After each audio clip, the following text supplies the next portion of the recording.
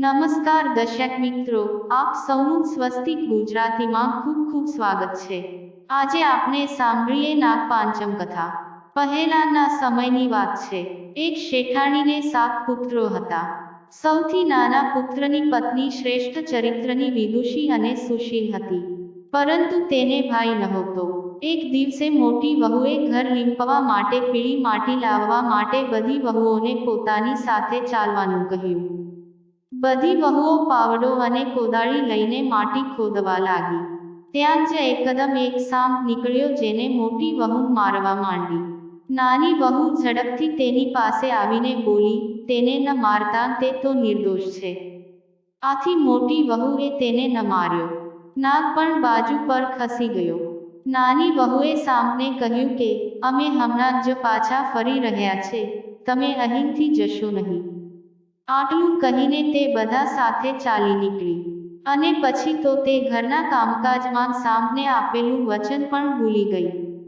તેને જ્યારે બીજા દિવસે વાત યાદ આવી તો તે બધાને લઈને ત્યાં પહોંચી, અને સાંપને ત્યાં જ બેસેલો જોઈને બોલી, સાંપ ભાઈ પ્રણામ। સાંપ બોલ્યો, તે મને ભાઈ કહ્યું છે, તેથી જવા દઉં છું, નહીં તો ખોટી વાત કરવા માટે હું તને હમણાં જ ડંખ મારી દેતો। તે બોલી, ભાઈ મારી ભૂલ થઈ ગઈ, મને માફ કરી દો। ત્યારે સાંપ બોલ્યો, સારું, આજથી તું મારી બહેન છે, અને હું તારો ભાઈ છું, તને જે માંગવું હોય તે માંગી લે। તે બોલી, ભાઈ મારું કોઈ નથી, સારું થયું કે તમે મારા ભાઈ બની ગયા। થોડાક દિવસો વીત્યા પછી સાંપ માણસનું રૂપ લઈને આવી ગયો અને બોલ્યો કે મારી બહેનને મોકલી આપો। બધાએ કહ્યું કે આનો તો કોઈ ભાઈ નથી। તો તે બોલ્યો, હું તેનો દૂરનો ભાઈ છું। બાળપણથી જ હું બહાર જતો રહ્યો હતો। તેની વાત પર ભરોસો કરી ઘરના લોકોએ તેને મોકલી આપી। તેણે રસ્તામાં કહ્યું કે હું તે જ સાંપ છું, એટલે તું ગભરાઈશ નહીં। જ્યાં તને ચાલવામાં મુશ્કેલી પડે ત્યાં મારી પૂંછડી પકડી લેજે। તેમને સાંપના કહ્યા પ્રમાણે કર્યું, અને થોડીવારમાં જ તેઓ સાંપના ઘરે પહોંચી ગયા। ત્યાંનું ધન ઐશ્વર્ય જોઈને તે ચકિત થઈ ગઈ। એક દિવસે સાંપની માતાએ તેને કહ્યું, હું એક કામથી બહાર જઈ રહી છું, તું તારા ભાઈને ઠંડુ દૂધ પીવડાવી દેજે। તેને આ વાતનો ખ્યાલ ન રહ્યો અને તેણે ગરમ દૂધ પીવડાવી દીધું, જેનાથી સાંપનું મોં બળી ગયું। સાંપની માતાને ગુસ્સો આવ્યો, પણ સાંપે તેમને ચૂપ રહેવાનું કહ્યું। પછી તેને બહુ બધું સોનું, ચાંદી, હીરા ઝવેરાત આપીને સાસરીએ વળાવવામાં આવી। આટલું ધન જોઈને મોટી વહુને ઈર્ષા આવી। તે બોલી, ભાઈ તો ખૂબ ધનવાન છે, તારે તો બીજું વધુ ધન લેવું જોઈએ। સાંપે આ સાંભળ્યું તો તેને વધુ ધન લાવી આપ્યું। આ જોઈને તે ફરી બોલી, આ કચરો કાઢવાની સાવરણી પણ સોનાની હોવી જોઈએ। ત્યારે સાંપે સાવરણી પણ સોનાની લાવી આપી। સાંપે નાની વહુને હીરા મોતીનો અદ્ભુત હાર આપ્યો હતો। તે હારની પ્રશંસા તે દેશની રાણીએ સાંભળી અને તે રાજાને બોલી, શેઠની નાની વહુનો હાર અહીં આવી જવો જોઈએ। રાજાએ મંત્રીને હુકમ કર્યો કે શેઠની ઘેરથી હાર લાવીને જલ્દી હાજર થાવ।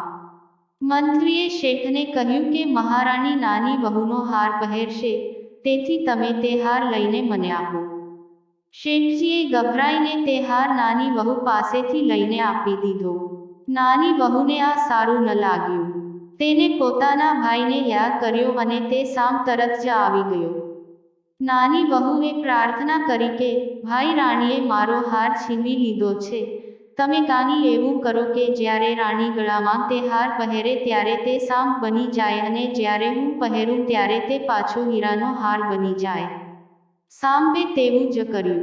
જેવો રાણીએ હાર પહેર્યો કે તરત જ તે સાપ બની ગયો। આ જોઈને રાણીએ ચીસ પાડી અને રડવા માંડી। રાજાએ શેઠાણી પાસે સમાચાર મોકલ્યા કે નાની વહુને તરત જ મોકલો। શેઠજી ગભરાઈ ગયા કે રાજા ન જાણે શું કરશે।